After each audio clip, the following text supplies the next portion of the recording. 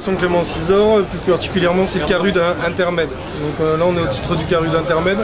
C'est un centre d'accompagnement et d'accueil de réduction des risques pour usagers de drogue à Toulouse, qui a été créé en 1994. Et donc il y a 20 ans d'existence et qui en fait a des actions de travail de rue. On reçoit les personnes dans un lieu très anonymisé au centre de Toulouse, au centre-ville de Toulouse. Ouais. On leur donne des informations, conseils, accueil, réduction des risques, du matériel. Ils peuvent voir des éducateurs, assistants sociaux, un avocat, engager des traitements en lien avec l'hépatite C, faire du dépistage et tout ça. On a des actions en travail de rue, on a des actions en milieu festif avec deux dispositifs, un dispositif interassociatif avec Médecins du Monde, Aide, Corps et Âme qui sont là, Aya Atma et puis d'autres associations. Et puis on a aussi un dispositif d'action en milieu festif qui s'appelle Fais ton plus, risquons moins, en partenariat avec la ville de Toulouse, l'agence régionale de santé et 4 autres associations qui sont ARPAD, bref, Act Up bien évidemment, Avenir Santé et nous-mêmes. Et donc après on a aussi une antenne qui s'appelle Lamar à Ramonville, voilà, qui est une antenne d'accueil et de réduction des risques, toujours dans un dispositif d'aller vers les usagers, là où ils sont et là où ils en sont, sans jugement et tout ça, de les accueillir aussi dans un centre et de pouvoir leur apporter ce dont ils ont besoin. Voilà, donc à Intermed ils peuvent aussi prendre une douche, se laver leur linge, voilà. Et on est effectivement dans cette journée mondiale et toulousaine autour de support Don't Punish, donc soutenez, ne punissez pas, c'est certainement le message le plus important aujourd'hui. Parfait. Donc je m'appelle Maxime, je suis je suis bénévole au sein de Médecins du Monde dans la mission de réduction des risques et j'interviens principalement avec quelques autres bénévoles en milieu festif. Ce qu'on propose, c'est de venir en soutien d'autres associations, en renfort d'un dispositif déjà existant qui fait de l'accueil des personnes, de la réassurance. Nous on propose un dispositif d'analyse de produits qui vient compléter ce dispositif déjà existant de réduction des risques et qui permet d'aller vers les usagers afin de répondre à leurs demandes quant au contenu de leurs produits, ce qui nous permet d'en profiter pour discuter avec eux de leurs pratiques, de leur mode de consommation, des produits qu'ils consomment et des risques liés à ces produits. Voilà, on peut nous trouver à Toulouse, à côté de la gare, c'est là qu'on a notre local, mais on intervient en milieu festif, si jamais voilà, vous nous retrouvez, ce sera plutôt là-bas. Ok, top. Allez, je suis Laurence de l'association Corps et Âme, association de réduction de risques en milieu festif. On intervient plus et autosupport pour le milieu techno. Ouais. On intervient plutôt dans les free parties, tout ce qui est festival de musique électronique.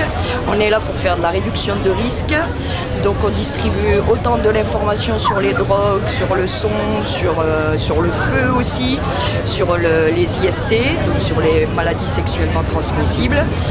Et on est là aujourd'hui pour supporter le support Don't Punish, de façon, comme on est plein d'associations qui commencent à se connaître parce qu'on défend les mêmes choses, tout ce qui est la réduction de risques, donc dans tous ces états, autant en milieu festif parce que c'est nous qu'on fait, autant en ville, il y a aussi pour les squats, donc pour certains, et la ville. Peut-être toutes les assos sont complémentaires, il n'y a pas de concurrence quoi. Il n'y a pas de concurrence, non. Ouais. On est surtout, en plus au niveau de Toulouse, on est en interasso, donc on se connaît, on fait des réunions régulièrement pour savoir ce qui se passe. C'est complémentaire. Tout ce qui se passe et tout ce qui va se passer. D'accord, ok. Alors c'est Joe, donc moi c'est l'association Interaction. L'objectif de l'association en fait c'est de réunir des scientifiques qui se revendiquent de l'usage de drogue de façon en fait à produire des études scientifiques qui prennent en compte l'expérience on va dire à la fois théorique, donc tout ce qui est livres, diplômes, toutes ces choses-là universitaires, et puis de prendre en compte aussi ce qu'on appelle le savoir profane, c'est-à-dire le savoir issu de la pratique de l'expérience des produits. Et on va dire que les usagers sont impliqués du début à la fin de la recherche. Donc on répond à des appels à projets, on produit de la recherche sur des thématiques qui nous intéressent plus spécialement.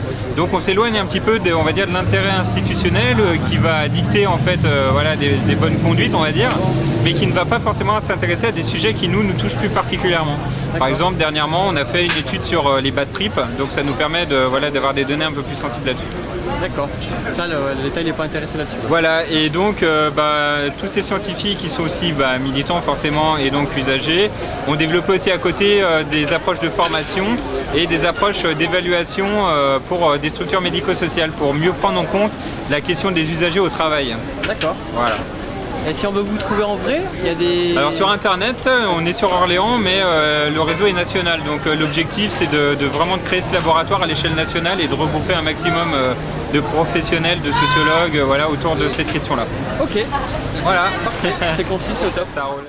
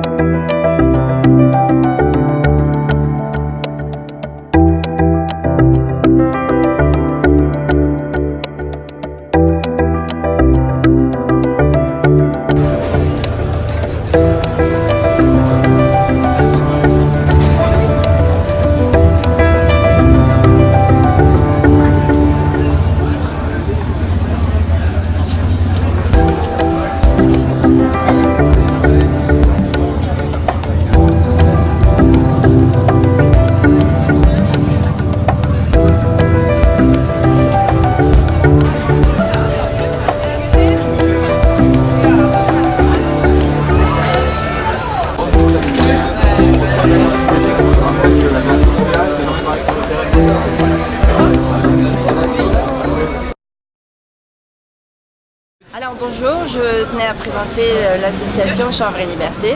Nous sommes une association à but non lucratif dans le but de changer la loi de 1970 sur la prohibition des drogues et plus particulièrement du cannabis et du chanvre industriel.